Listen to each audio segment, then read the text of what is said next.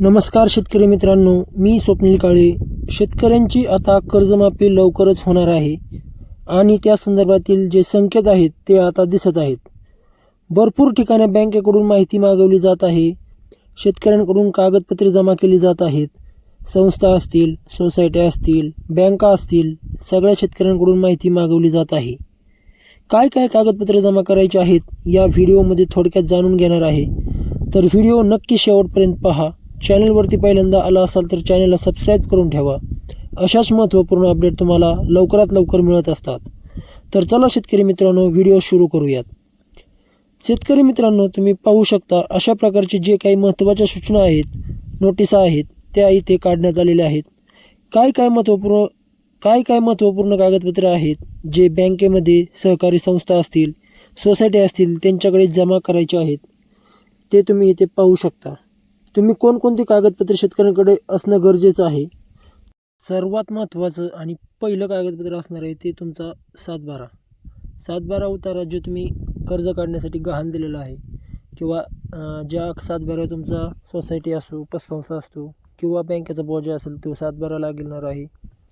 त्याच्यासोबत 8 उतारा लागणार आहे.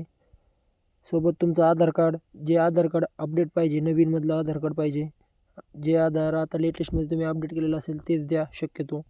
त्यानंतर तुम्हाला पॅन कार्डची गरज लागणार आहे. पॅन कार्ड हे महत्त्वाचं पुढचं डॉक्युमेंट आहे जे तुम्हाला असणं गरजेचं आहे. त्यानंतर सर्वात महत्त्वाचं डॉक्युमेंट म्हणजे फार्मर आय डी. तर फार्मर आय डी बऱ्याच शेतकऱ्यांचा फार्मर आय डी काढलेला आहे, तर काहींचा काढलेला नाही. फार्मर आय डी काढण्यासाठी आपल्या चॅनलवर एक व्हिडिओ आहे, तुम्ही चॅनलवरती जाऊन तो व्हिडिओ पाहू शकता. त्यानंतर पुढलं महत्त्वाचं डॉक्युमेंट म्हणजे बँक पासबुक. बँक पासबुक, आता बँक पासबुक बरेच जण म्हणतात की कर्ज खात्याचं बँक पासबुक द्यायचं का सेविंगचं बँक पासबुक द्यायचं. तर ज्यांच्याकडे के सी सी कार्ड म्हणजे कर्ज खाते असेल तर ते कर्ज खाते आणि बँक पासबुक म्हणजे सेविंग बँक पासबुक ते दोन्ही तुम्ही देऊ शकता.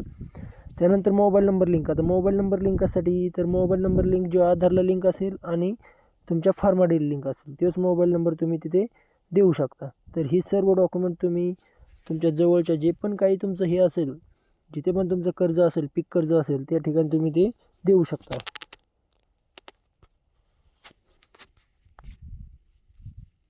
तर अशा पद्धतीची ही जी काही माहिती आहे ही तुमच्या जिथून तुम्ही कर्ज घेतलेले आहे, सोसायटी असतील, सहकारी संस्था असतील, बँक असेल, तिथे तुम्हाला कागदपत्रे जमा करून टाकायची आहेत. तर लवकरच याची काही कर्जमाफी आहे ती लवकर कर्जमाफी होऊ शकते.